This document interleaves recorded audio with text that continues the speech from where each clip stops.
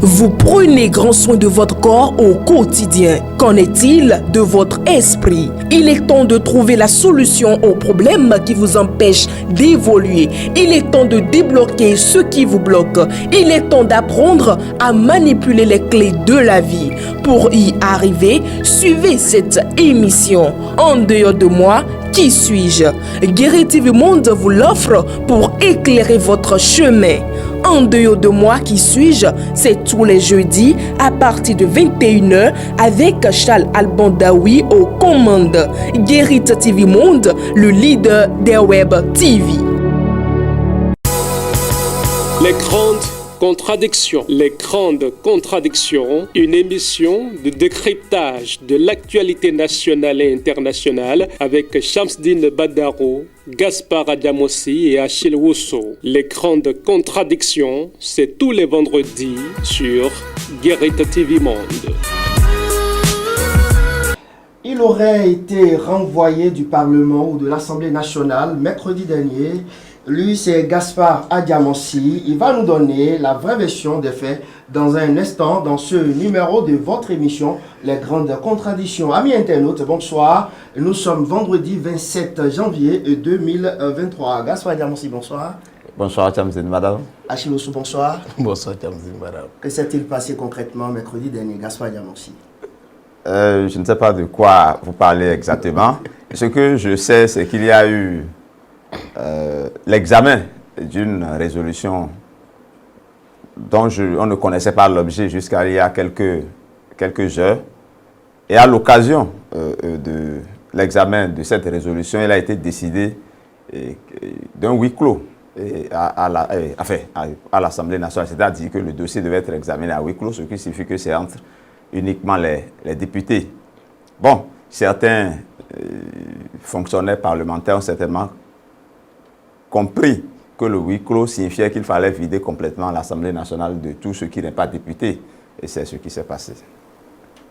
De tout ce qui n'était pas député, ça veut dire les journalistes et d'autres fonctionnaires parlementaires. Les gens ont beaucoup mis l'accent sur l'aspect des journalistes parce que c'est vrai que certains journalistes ont été malheureusement conduits, éloignés du palais des gouverneurs. Mais il en a été de même pour beaucoup de fonctionnaires parlementaires également qui ont été vidés de l'hémicycle et qui ont dû se retrancher dans leur bureau au cours de cette séance à l'Assemblée nationale. Maintenant, est-ce que le huis clos, est-ce que quand on dit huis clos, est-ce que ça signifie qu'il faut renvoyer tout ce qui n'est pas député et quel est ce sujet qui nécessite véritablement qu'on en arrive à ces extrémités? Bon, le sujet finalement s'est révélé à l'opinion. Gaspard Adjamossi était au Parlement, c'est ça? En tout cas, j'ai lu mon nom dans un article où on a dit que j'ai été, expulsé. Ou bien que j'ai été... C'est faux? Non, je ne l'ai pas été. Pour être honnête, je ne vais pas aller trop dans les détails, mais je n'ai pas été conduit par des militaires de l'Assemblée nationale. Mais on m'a dit qu'il fallait sortir de l'Assemblée nationale et je suis sorti par moi-même. Voilà. Et tout ça se passe sous Vlavonou? Bon, je ne sais pas sous qui d'autre ça peut être parce que ça se passe sous la 8e législature, bien entendu. Il faut rappeler aussi que cette législature est une législature qui, curieusement, est finie et que la Cour a proclamé des résultats et qu'il y a déjà d'autres députés qui sont en passe de s'installer et qu'on ne comprend pas pourquoi on peut organiser une autre séance et mettre des dossiers à l'ordre du jour. Je crois que si on doit analyser tous ces contours-là, je crois que cette législature l'a fait un peu dans une certaine illégalité. On va en parler tout à l'heure. Achille Wusso, Vlavonou ou la 8e législature terrorise toujours les journalistes parlementaires? Ben bon, j'ai lu curieusement un texte ce matin. C'est un texte signé de Hassan Ochon, qui est aussi un journaliste parlementaire. Je ne savais pas que c'était allé déjà jusqu'à ce niveau parce que c'est vous qui m'informez que les journalistes parlementaires ont été conduits pour une activité qui devait concerner la nation. Parce que quand on parle de l'Assemblée nationale, on veut d'abord quand même parler du peuple béninois. Et je crois que ceux qui sont à l'Assemblée nationale travaillent d'abord et essentiellement pour le peuple béninois et non pour eux-mêmes. Et je ne sais pas quelle est l'urgence d'un dossier qui peut amener un Parlement finissant à vouloir donc se voir pour un conclave qui ne concernerait que les députés. Et donc qu'on écarte, qu'on appelle la presse de ce qui concerne ou devrait concerner la nation, je crois que c'est un peu curieux. Bon, et heureusement que ce que vous voulez cacher, c'est ça que les gens veulent davantage encore chercher à savoir. Heureusement que le secret est dehors et que nous allons peut-être...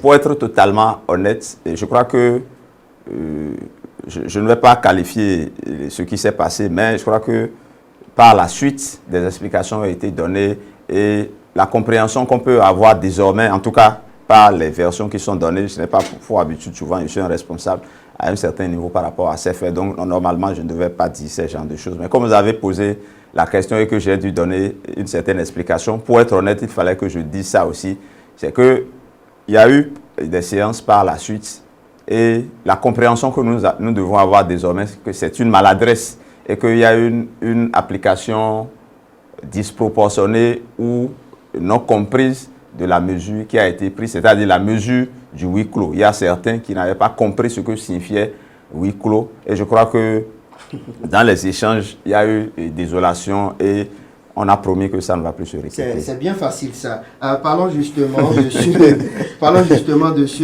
huis clos, Gaspard Adjamossi. Je ne sais pas si c'est la panique qui vous fait dire certaines choses. Mais non, c'est ne pas me connaître. Ce mercredi 25 janvier, d'ailleurs, ça veut dire 25 passé, les députés de la 8e législature se seraient donc octroyés des salaires et indemnités pour 3 mois encore après la fin de leur mandat. C'est la fumée blanche, ça. Non. En réalité, c'est selon finalement les informations que nous avons eues, c'est la raison qui a justifié le huis clos du mercredi 25 janvier dernier, c'est-à-dire que les députés devaient voter une résolution visant à contraindre la prochaine, la 9e législature, ce n'est pas la prochaine, elle est déjà là, à contraindre cette législature à leur payer un surplus de salaire et d'indemnité. Ça veut dire que, en fait, dans la compréhension de la 8e législature, leur mandat a été écourté. Écourté peut-être injustement, je n'en sais rien, mais ils ont accepté que cela soit écourté. Ils sont allés aux élections. Ceux qui peuvent être élus l'ont été. Ceux qui doivent échouer ont échoué. Et c'est maintenant qu'on constate que ce mandat a été injustement écourté et que par ailleurs, il faut les payer jusqu'à la fin normale de leur législature. Dans le pays de Patrice. Donc, je crois que, j'espère qu'il ne sera pas d'accord et que ça n'aura pas lieu. Mais malheureusement, j'ai comme l'impression que c'est fait en complicité avec le gouvernement. Je dis en complicité, c'est à huis clos, je n'en sais rien, mais je n'ai pas fini d'expliquer. Oui. Donc, c'est ça la résolution qu'ils ont. Nous parlons conditionnel parce que nous n'étions pas à l'intérieur. On a su par la suite que c'était pour ça. La résolution même n'avait pas d'objet, n'avait pas de titre par rapport à ce qui avait été publié. Donc, même les cadres ne savaient pas de quoi elle allait être question. C'est par la suite qu'on a su que c'était pour ça. Maintenant, la compréhension qu'on peut avoir, c'est que ça paraît bizarre que les gens puissent aller dans ce sens-là. Parce que quand vous prenez les anciens députés, c'est-à-dire ceux qui sont de la 8e législature et qui ne sont plus élus, ils doivent en principe bénéficier de ce qu'on appelle l'indemnité de sevrage. Ce qui suppose que, même en n'étant pas député, les 3 mois où ils ne sont plus députés, les 3 mois où ils ne sont plus députés, les 3 premiers mois où ils ne sont plus députés, ils doivent en principe être payés. Ce qui suppose que les députés de la 8e législature qui ne sont plus élus auront les indemnités, enfin, ce qu'ils ont voté par résolution pour prolonger leur mandat, parce que c'est de ça qu'il s'agit désormais, et ce qu'ils doivent avoir comme indemnité comment j'ai appelé ça? De sevrage. Ce qui suppose que ça fait double emploi. Ils ont 2 indemnités sur la même période. Quand vous prenez ceux qui sont élus, ils bénéficieront, s'ils sont inclus, parce qu'on ne sait pas tous les contours de cette résolution, mais ils bénéficieront et des salaires et indemnités de la 8e législature et rallongés, et en même temps des indemnités salaires de la 9e législature qui a démarré, dont ils sont encore membres. Donc, je crois que c'est une véritable incongruité, cette résolution. Donc, c'est juteux, là. Au moment où les pauvres enseignants réclament des miettes, et quand ils obtiennent ça difficilement, vous comprenez, et on parle en termes de millions, c'est pas... Des milliards. Bon, non, quand je prends une tête de député, ça fait des millions. Quand vous multipliez par le nombre que ça fait des milliards, comme vous le dites. Voilà. Et quand on est dans un régime, on veut rompre avec une certaine pratique. Je crois que c'est tellement... En tout cas, on compte sur la bonne volonté du chef de l'État en matière de gestion. Non, bon, moi, je ne sais pas. Moi, j'ai commencé par avoir des doutes par rapport à un certain nombre de choses. Parce que vous savez, quand les gens ont agité dans ce pays la question de comment payer les suppléants, il y a eu un tollé. Et on a eu comme l'impression que les gens ont renoncé à ça. Mais ils ont trouvé une autre manière de donner de l'argent aux suppléants des députés qui sont payés. Oui, ils sont venus à l'Assemblée nationale. Bon, c'est vous qui le dites. Ils sont venus à l'Assemblée nationale, c'est un autre cas que je vais aborder. Avec l'affaire des pensions de retraite des députés et autres là, on a commencé par crier, le peuple a commencé par crier et on a fait semblant d'avoir reculé. Mais aujourd'hui, la réalité, c'est qu'il y a des députés qui disent qu'ils reçoivent des pensions. Ça veut dire qu'on contourne toujours ce que veut le peuple. On donne l'impression au peuple qu'on est d'accord avec lui, mais finalement, on ne sait plus ce qui est appliqué. Donc, si on crie, si le peuple crie, on va peut-être donner l'impression qu'on ne veut pas donner ça aux députés, mais finalement, leurs comptes seront pourvus. Donc, c'est un peu ça la réalité. Un parti politique. Oui, il y en a qui crient qu'ils ne sont pas élus et qui se battent autour des dividendes. Donc, il faut d'abord qu'on s'entende véritablement et qu'on ait le peuple avec nous. Avant pour éviter... pour éviter de ne pas être élu. Acheloussou, c'est compliqué ça. Eh bien, je crois que, comme je le disais tout à l'heure, mais pourquoi avoir fait l'option d'un huis clos si on sait que on ne peut rien cacher sous le soleil? Parce que le secret est désormais dehors et ça permet d'opiner. Si tel était vraiment le cas, je crois que, bon, contrairement à ce que Gaspard a dit tout à l'heure, moi je pense encore que le chef de l'État aura son dernier mot à dire. Le gouvernement va certainement se prononcer sur une telle proposition. J'estime encore que c'est une proposition qui a été faite et que la 9e législature ne se permettrait pas de commettre une telle erreur parce que ce serait vraiment un mauvais départ que d'accepter donc de faire d'accorder cette faveur-là aux députés. D'ailleurs, on veut se faire payer même pourquoi. Ils n'en font plus de faveur, ils en ont fait un droit. On veut même se faire payer pourquoi? Pour ce qu'on n'a pas fait. Il faut avoir travaillé pour mériter d'abord un salaire. Non mais écoutez, ils ont travaillé, ils ont été payés régulièrement pour ce qu'ils ont fait. Pour les 3 mois à venir, même si leur mandat a été écourté, je crois que, avant donc de bénéficier des avantages, il faut régulièrement être en mission. Et ici, la mission n'a plus lieu. Et si la mission n'a pas lieu, comment donc on peut justifier qu'on a sorti de l'argent pour ce qu'on n'a pas fait? Ça fait un. La deuxième chose, c'est ce que Gaspard a expliqué tout à l'heure, ça dit qu'on constate que le même député a été payé doublement pour la même chose. C'est-à-dire... c'est pas encore fait. Bon, je suis d'accord. Mais écoutez, nous sommes dans une certaine intention. Il faut dévoiler l'intention. L'intention, c'est qu'ils perçoivent l'argent. Mais c'est ça. Disons-le clairement. Malheureusement, je crois que si la 8e législature s'est vraiment permise donc, de faire quelque chose comme ça, ce serait la dernière goutte d'eau. Bon, en tout cas, c'est déjà fait. La résolution a été votée déjà. Et donc, je crois que et si c'est fait, il revient maintenant à la 9e législature de prendre ses responsabilités et donc de dire si elle est d'accord ou elle n'est pas d'accord. Je crois que la 8e législature l'a fait déjà. Et de la 8e se retrouve encore au niveau de la 9e. Mais c'est ça ce qui est dommage. Ça veut dire quoi? Ça veut dire que s'ils reviennent pour continuer le travail, mais pourquoi demander encore de l'argent pour le temps sur lequel ils n'ont pas exercé. Oui, je crois que c'est... Achille Osso, Gaspard Adjamansi, ce que je comprends, on ne va pas parler d'individus pour vous rejoindre cette fois-ci, une première fois. Est-ce que vous ne voyez pas que c'est parce que quelqu'un a envie de revenir au pêchoir qui vous ne voyez pas Non, dans ce sens? non, écoutez, moi je ne vais pas faire dans la langue de bois, mais je ne sais pas quel dividende quelqu'un peut tirer de cette situation-là pour revenir au pêchoir. Parce que de toutes les façons, écoutez, on sait qui décide de ces genres de choses-là. Hein. On a beau avoir la volonté d'être au pêchoir ou de faire ce qu'on veut. N'oubliez pas aussi que c'est une question de vote, hein, et qu'on a besoin de voir. Écoutez.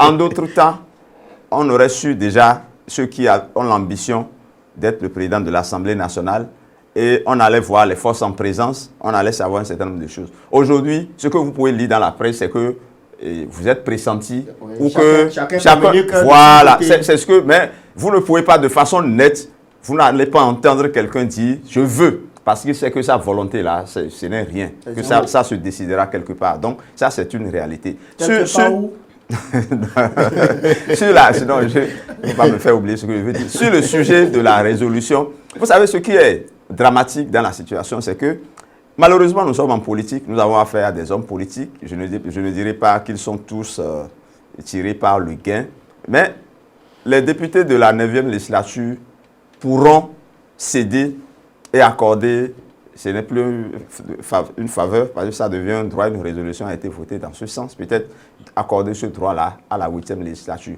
Mais le danger qui guette les caisses de la République, c'est quoi? C'est que la 9e législature aura bon droit également parce qu'ils ont un mandat de transition de 3 ans. Ils auront beau jeu à la fin de ce mandat de dire, et cette fois-ci, ce n'est plus 3 mois, c'est 1 an de dire, normalement, on devait faire 4 ans, et qu'on a écouté qu'il faut nous faire payer 1 an supplémentaire. Donc, eux-mêmes, ils prendront une résolution qui va enchaîner. Donc, écoutez, quand vous accordez à la 8e, pourquoi vous n'allez pas accorder à la 9e, quand les gens vont commencer par négocier ces gens de choses-là. Mais ça arrange la 9e. Ça arrange là maintenant la 9e de créer, comment vous appelez ça, il y a une expression que vous de créer un précédent, de créer une jurisprudence. Une jurisprudence, voilà, de dire qu'il y a jurisprudence et sur cette base-là, de se donner aussi cette possibilité donc de rattraper le temps et sur lequel ils n'auront pas à exercer, mais qui, si on devait considérer les dispositions donc, de la loi, il devait se permettre aussi de dire qu'il leur reste 1 an à faire et que par rapport à ça, je crois que le président de la République et le gouvernement devraient avoir leur dernier mot à dire pour éviter, comme on le disait, que certaines choses continuent dans cette République-là. Achille Osso, le pêchoir du Parlement attisse beaucoup de convoitises bien malins qui pourra dire que le successeur qui sera donc le successeur de Louis Vlavonou. Mais ce qui est sûr, le successeur de Louis Vlavonou peut être Louis Vlavonou. Oui, bien sûr. Bon. C'est bien possible. Oui, mais écoutez, puisqu'il prétend aussi briguer un 2e mandat, et surtout que le premier mandat n'a pas pu faire 4 ans, et donc je crois que peut-être aussi que tout ça, ça ferait partie de la résolution, on ne sait jamais. Mais ce qui est important, c'est de savoir déjà qu'il y a des prétendants au pêchoir et que ça bouge dans tous les états-majors et surtout à l'Union progressiste, le renouveau qui a obtenu la majorité des sièges à l'Assemblée nationale. Bon, je ne sais pas, contrairement à ce que Gaspard disait tout à l'heure, que quelque part ce sera décidé, mais ce que je sais, c'est que les députés voteront à l'Assemblée nationale pour désigner leur prochain président. Et donc, chacun travaillerait à avoir plus de députés avec lui. Bon, je ne sais pas si, entre-temps, on peut inscrire ce qui a été fait tout dernièrement à l'Assemblée nationale dans une perspective donc de cette possibilité-là d'avoir plus de députés avec soi. Mais je crois quand même que beaucoup de noms sont agités déjà dans l'opinion et que par rapport à cela, d'ici au 12 mai, qu'est-ce que je raconte? Le 12 mai, 12 février.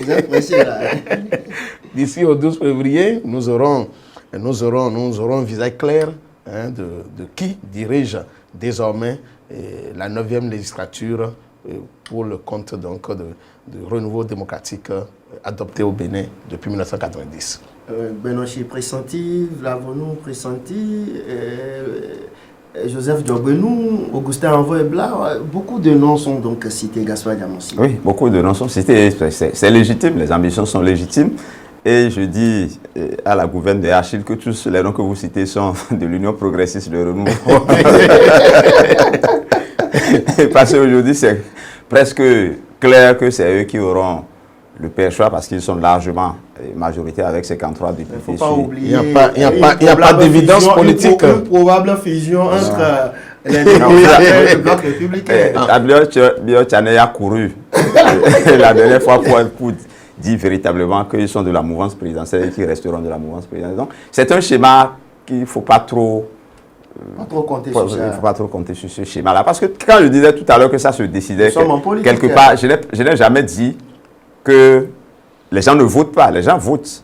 Mais il faut voir l'histoire du Parlement pour constater que quand il y a une large majorité à chaque fois, c'est ce qui se décide au niveau du bloc majoritaire qui s'impose généralement aux autres. Sauf quelques cas où, par exemple, je crois en 2019, 2002, oui.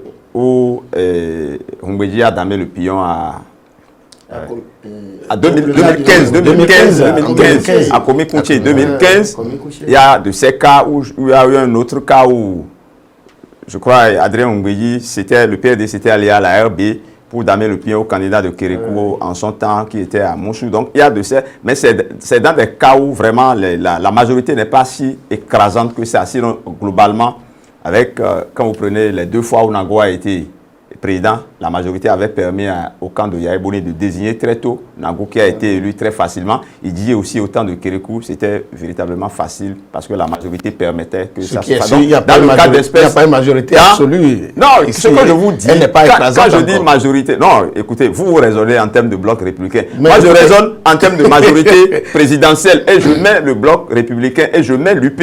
Oui. Et les deux, je les mets ensemble et les deux ont un chef. Mais et quand je parle ainsi, c'est la salade russe. Les deux ont un chef. Non, écoutez, tout le monde connaît ce chef-là, sauf peut-être vous qui posez la question. Et quand ça va se décider au niveau de ce chef-là, en lien avec les candidatures qui vont s'afficher, je ne dis pas que ce ne serait pas quelqu'un du BR, mais je dis si le chef décide que c'est quelqu'un du BR, il n'y a plus personne parmi eux qui va dire le contraire. C'est comme ça que cela se fera. Vous avez oublié il y a 3 ans et demi que c'est comme ça que le président Louis Valavono a été élu. Quand on a dit que c'est lui, tout le monde s'est aligné. Maintenant, si vous comptez sur les 28 de l'opposition pour déjouer le pronostic, sachez que autant on peut avoir les 28 de l'opposition, autant on peut avoir des fissures au niveau du bloc républicain ou au niveau d'un autre camp. Donc, si le jeu semble ouvert et qu'on ne veut plus respecter les consignes, ça sera ouvert. Moi, je ne dis pas que ce ne serait pas ça. Mais là, on n'aurait pas respecté la consigne qui serait donnée, ça m'étonnerait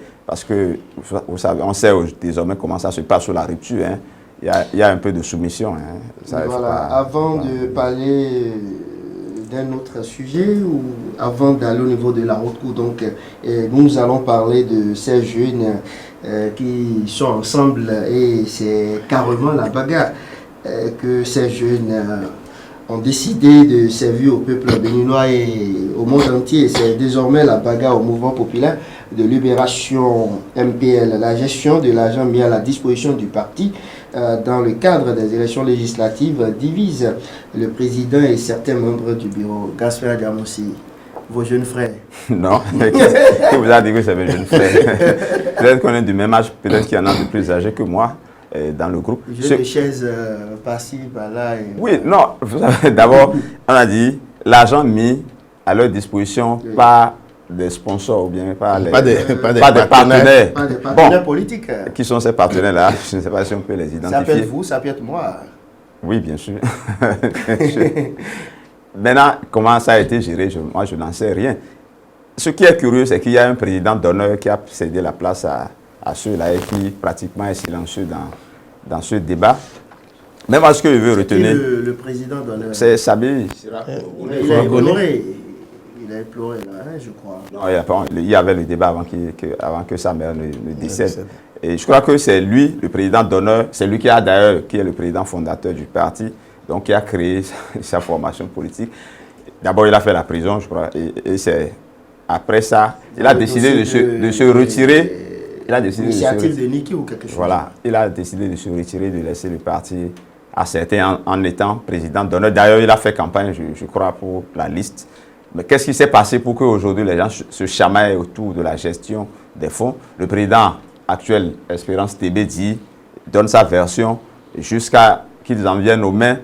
Ce que moi je trouve ridicule, c'est que ça ne fait pas honneur à la jeunesse, bien évidemment, parce que c'est un parti de jeunes.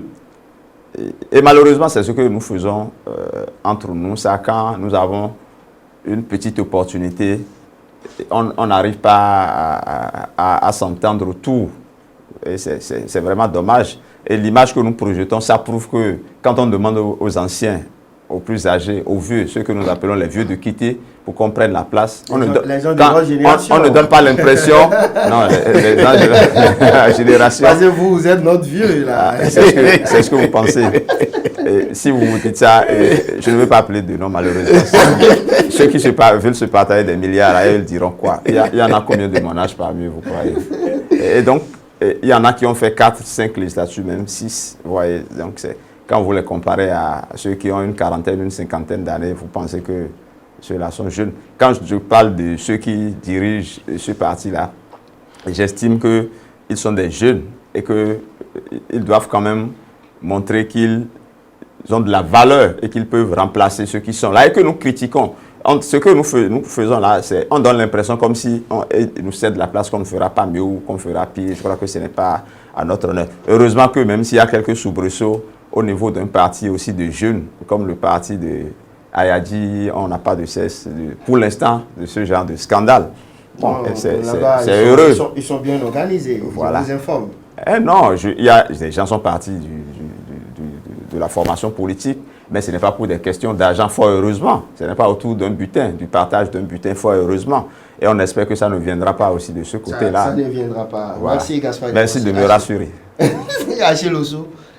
Oui. Lorsque les gens forment leur parti politique et ils donnent des noms, il faut que désormais nous nous rassurions de ce qu'ils mettent dans les noms qui sont donnés à leur formation politique. Parce que quand on a dit mouvement de libération, mouvement populaire de libération, on n'a pas demandé c'est pour libérer quoi. Nous constatons que c'est pour libérer l'énergie physique et les fonds.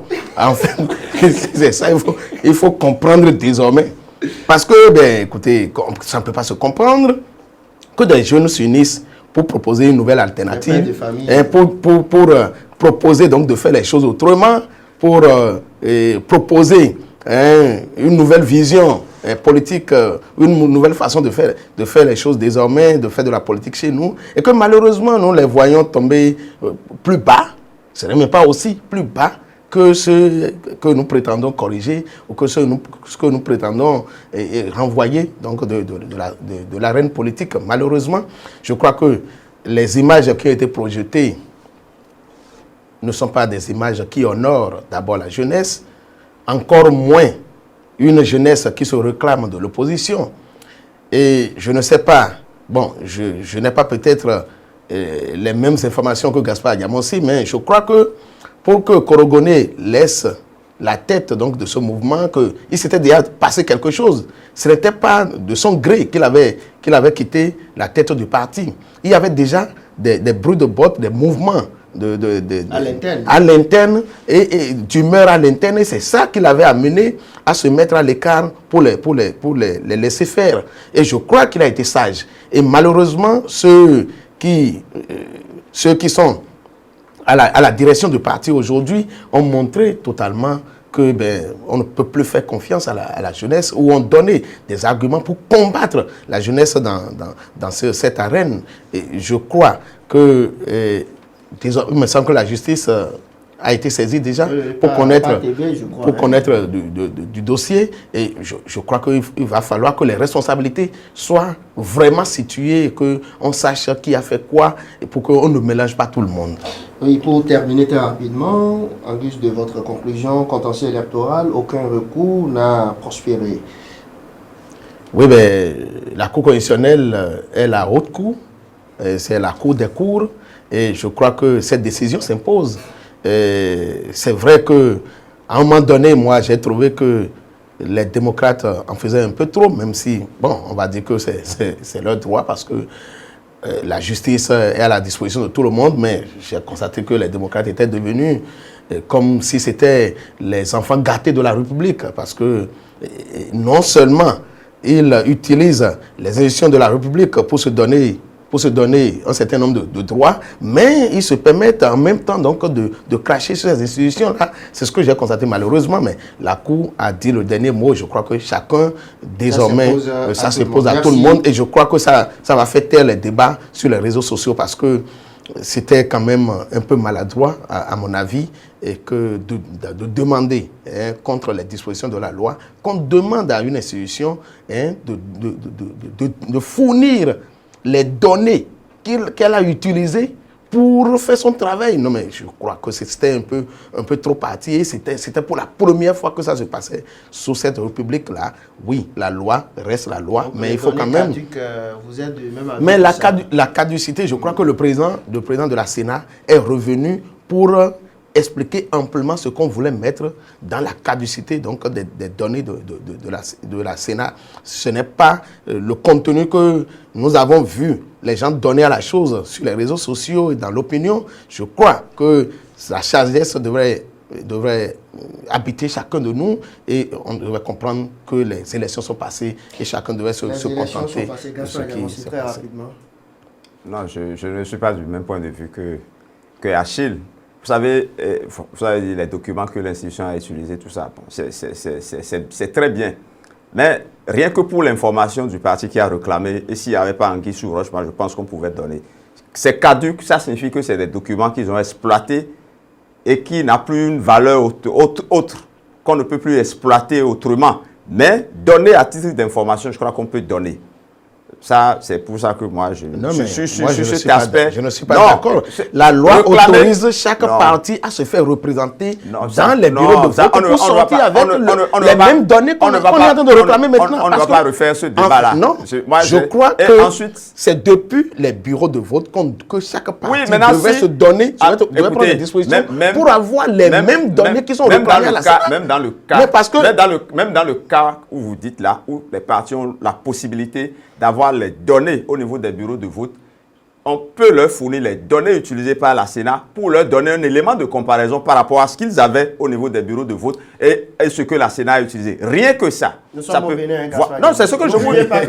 Non, nous sommes au Bénin. Et c'est au Bénin seul que j'entends ça. C'est pour la première fois que je l'entends d'ailleurs. Je dis, si on veut être transparent, les documents que les gens ont eu sur le terrain, on peut.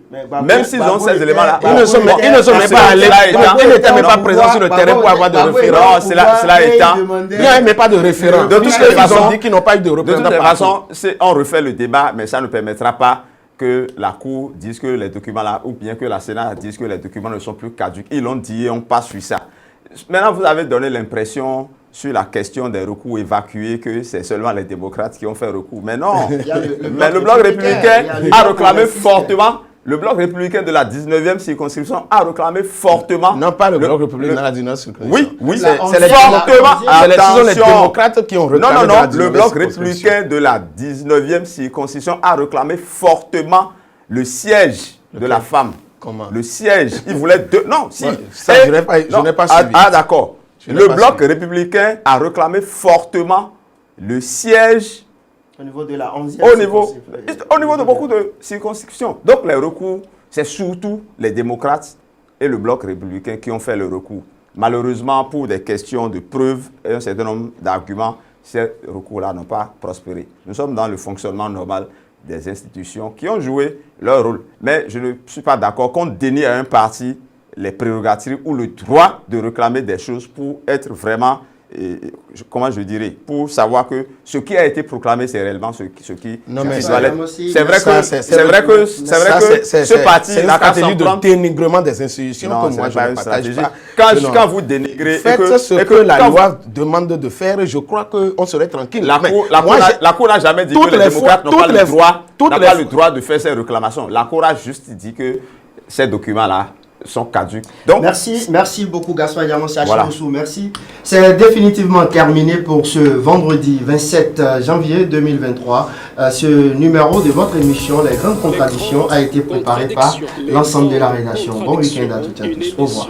De décryptage de l'actualité nationale et internationale avec Shamsdine Badar. Les grandes contradictions. Les grandes contradictions, une émission de décryptage de l'actualité nationale et internationale avec Shamsdine Badaro, Gaspard Adjamossi et Achille Wusso. Les grandes contradictions, c'est tous les vendredis sur Guérite TV Monde.